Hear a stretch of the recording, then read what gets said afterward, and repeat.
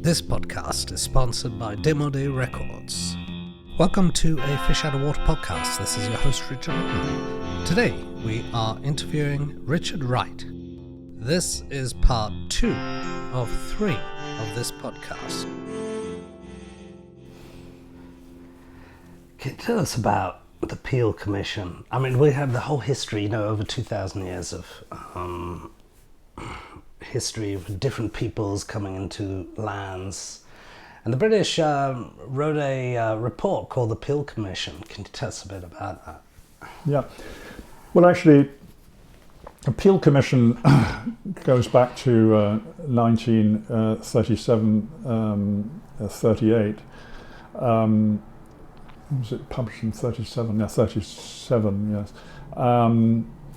And actually I studied this quite intensively because I've wrote a novel recently called The Triangle of Death, which exactly covers the period. It's a historical novel, but it covers the period between 1936 and 1940 when the British mandate was still in operation. The British ran Palestine, but there was an upsurge in disturbances and violence quite strongly during this period. So it started in roughly April 1936 and lasted about 6 months. And after that, Britain did what Britain often does. Well, we need a commission to look into, what are the causes of all this? What's the trouble? What's going on? This was the Peel Commission, which actually produced a pretty good document in my view. I mean, it dates 1937. And Peel initially proposed that the land should be divided between Jewish and Arab communities, and did a sort of tentative effort at how that might look. And then subsequently there was a second commission called the Whitehead Commission, which looked at whether this was feasible or not. And one of the conclusions they came to, the subsequent Whitehead Commission, was that it was not feasible because of the interlinking and intermingling of the two communities. So it was dropped. Now, of course, when one thinks back 90 years, which is roughly when this was, if that had happened, maybe obviously circumstances would have been very different. But in the end, the idea of a partition was dropped. But in any event, the Arab communities never accepted this because they said, this is our land, it's Jewish immigration that has changed the ethnic composition of the land. Now, if you go back to the Balfour Declaration of 1917, and at the moment that was adopted, which provided provided in its very famous second paragraph that there should be a national home for the Jewish people, notwithstanding the rights of the existing indigenous population. Very, let's say, imprecise formulation, which has caused, in many ways, is the origin of how the conflict began. But if you go back to that, at that time, the Arab population of British Mandate Palestine was about 7/8, something like that, of the population was Arab, and 1/8 was of Jewish origin. But that changed because of Jewish immigration increased thereafter, and it was certainly accelerated in the 1930s. Britain was giving out permits, if you like, rights to immigrate, about 60,000 persons a year, but there was also illegal immigration. And of course, this was all happening during the pressure in Europe coming from Nazism and the anti-Semitic attacks on Jewish population in Eastern Europe. So that, this was a sort of inexorable increase which caused a change to the composition of the population. So around about the Peel time, if my recollection is correct, there were roughly 30% Jewish population, 70% Arab. But it was never accepted, and there was no partition agreement. So the Brits were then faced with an upsurge again in violence, this time even more strong than in the past, which went on for about a good year and a half. before the Britain basically doubled down and it brought in a very large military force.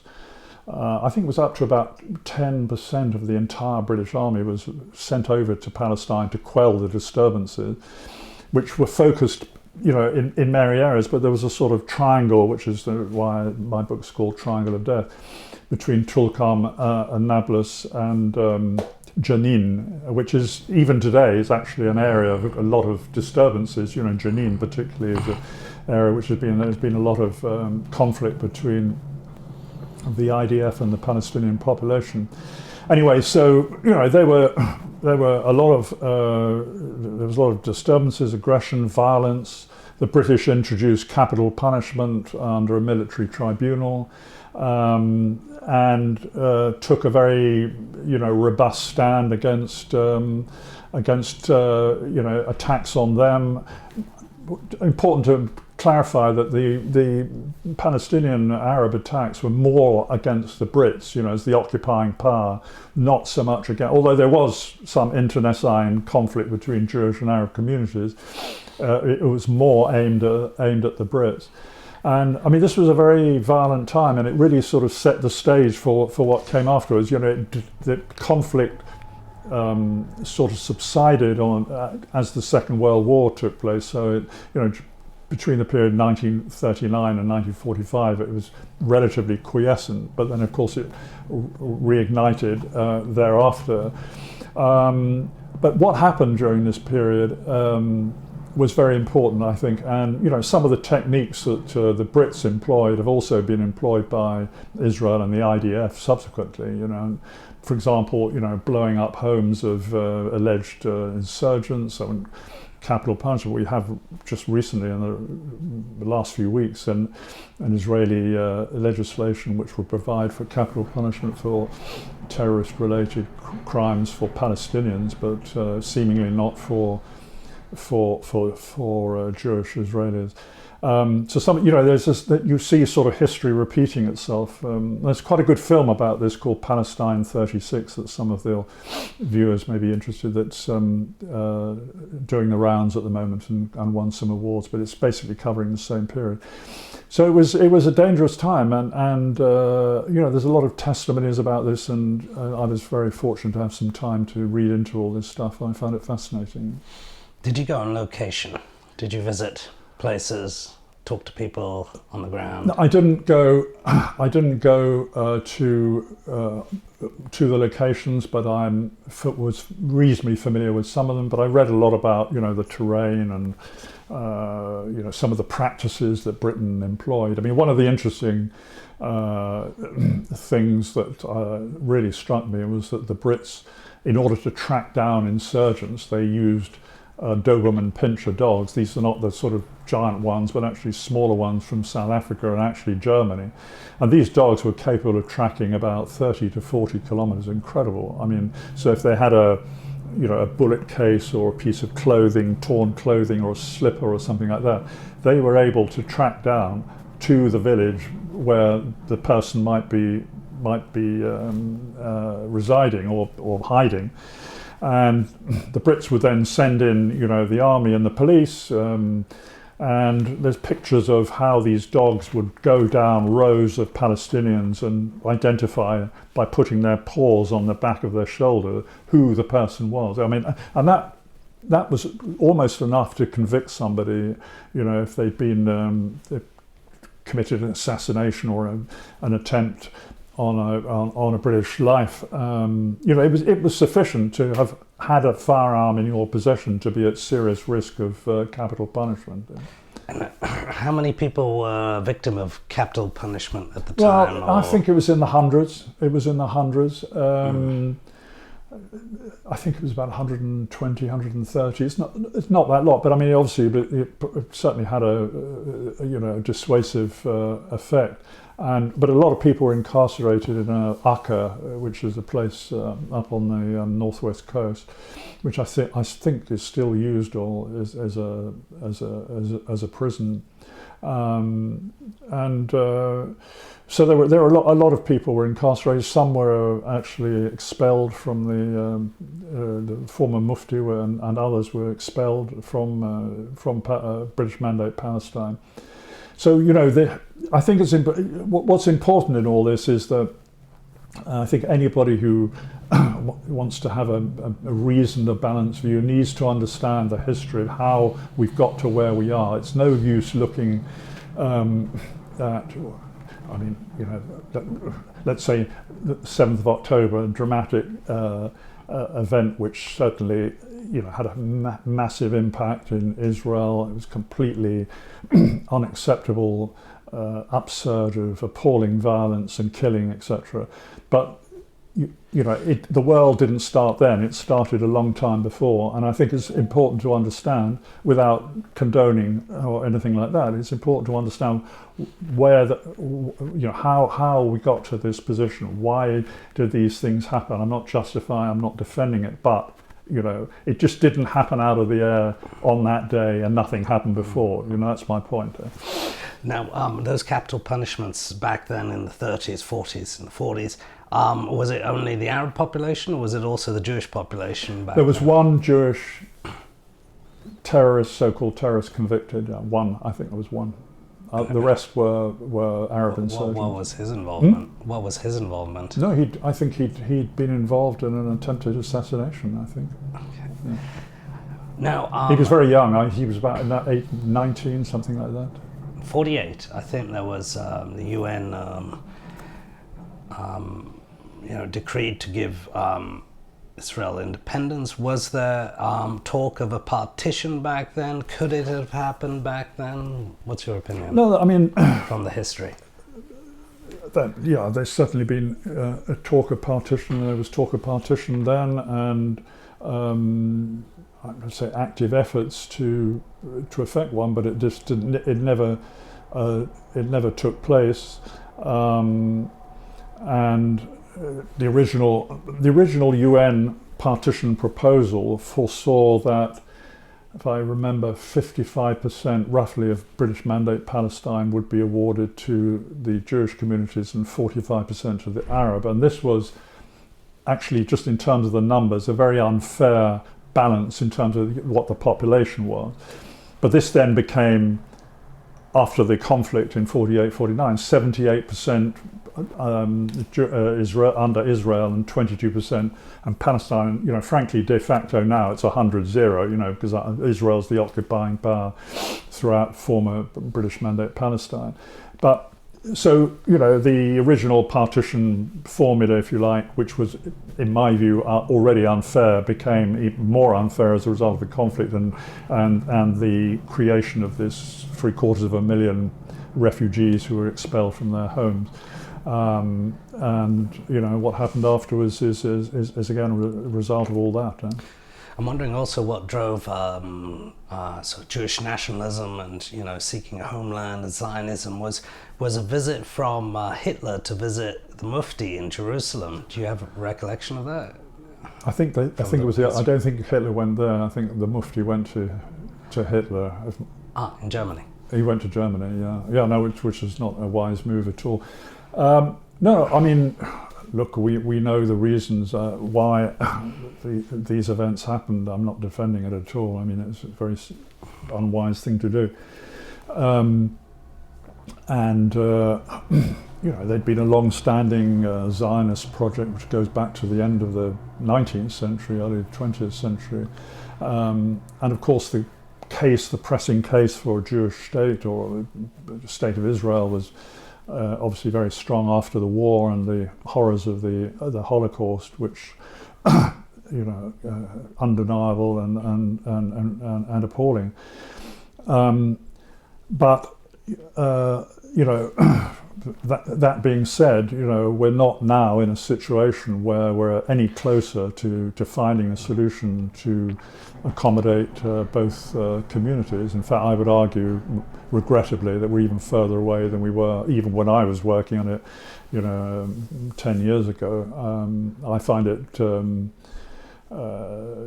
very distressing that this is the case, but it is, and I just don't see right now the political will of the parties or the international countries that must have huge influence, above all the US, but Europe as well, to try and drive a solution through. And certainly I think in Israel the views have changed. People don't want, my understanding is people are certainly not favourable towards a two-state solution, whereas they might certainly probably more favourable to it in the past.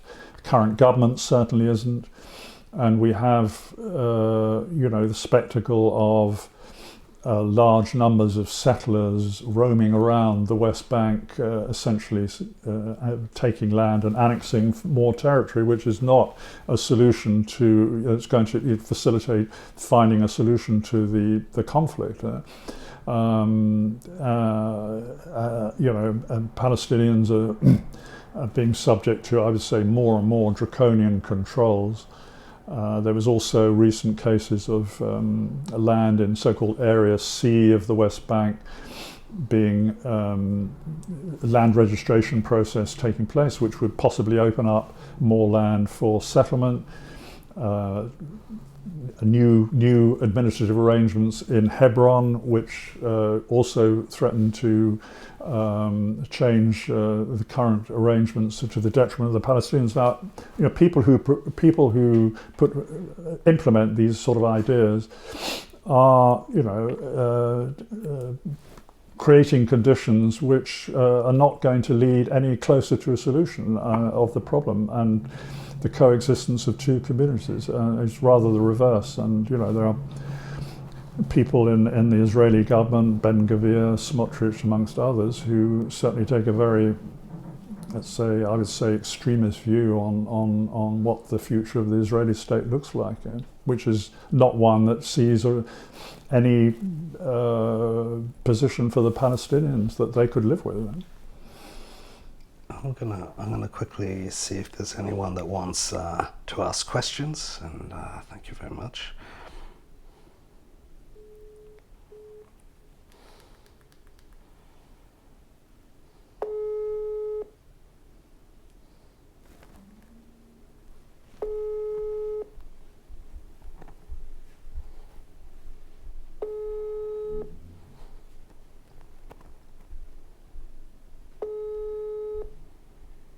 Did you pause? Oh, it's okay. I can cut that. No, it's still running.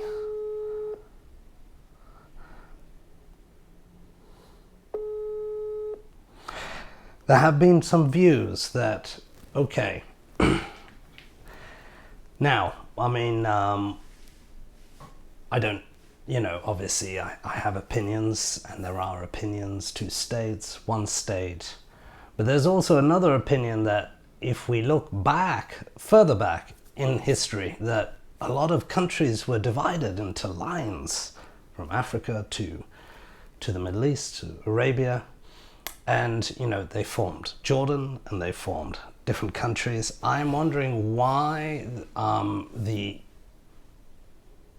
Arab Palestinian population were not included in these plans back then, to integrate them into the larger Arab countries. I'm not saying that they should or they could have, but I'm wondering at that time what was the situation politically.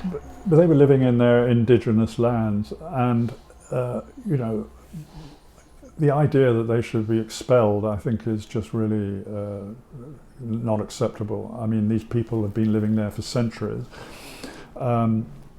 And by the way, if we go back to the Ottoman Empire, certainly even the last throes of the Ottoman Empire leading up to the Balfour Declaration, these two communities were not at each other's throats. The smaller Jewish community and the Arab community there lived side by side. There wasn't sort of internecine warfare of anything like that. So I mean, I take encouragement from that in the sense that historically it has been possible for different communities to live together. But you cannot organise the boundaries of states on the basis of what the situation was 2,000 years ago, 1,000 years ago, or whatever. I mean, people need to think through the implication. Are we saying, for example, that the Indian communities in America actually should be running America, or the Maoris in New Zealand, or Aborigines in Australia? I mean, it's just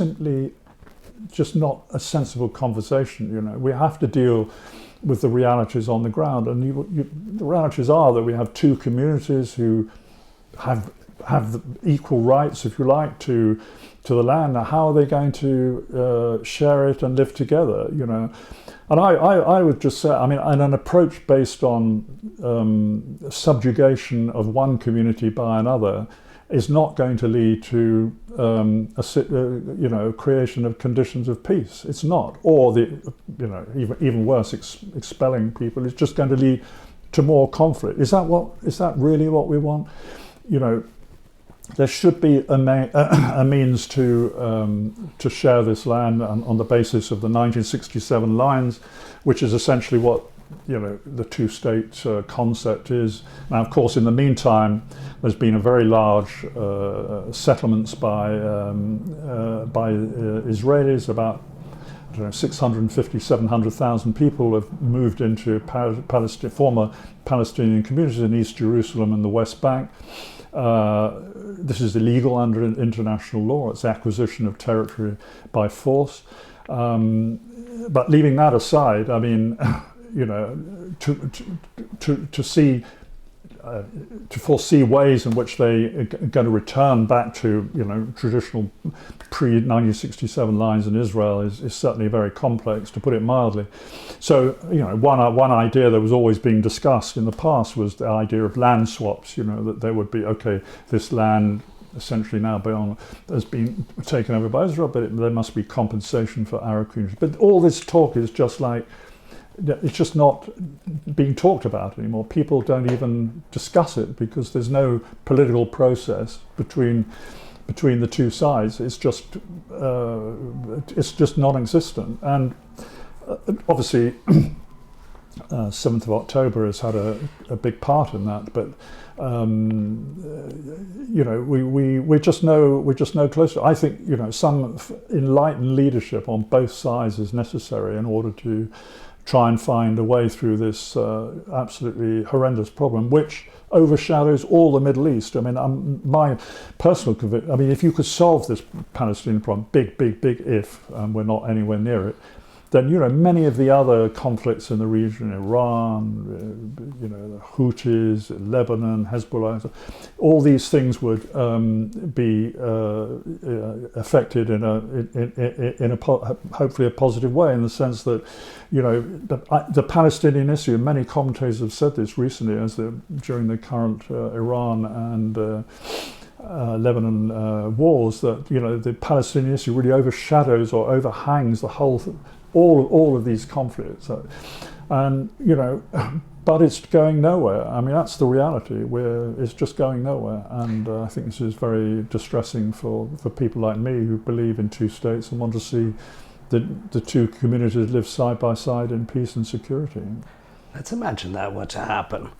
What happens when the population increases, like twofold, threefold, fourfold? I mean, it's such a small land. No, it's tiny. I mean, people,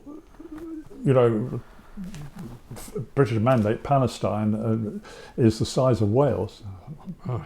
To make your point, I mean, that's not just a problem for Palestine, but also in other countries of the world. I mean, I think I would say let's try and sort out the political problem first, and then we'll worry about the other parts that come after. But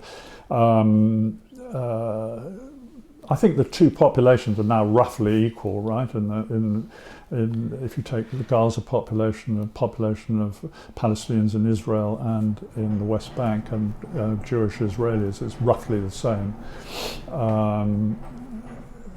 So, they should have equal rights, I would argue.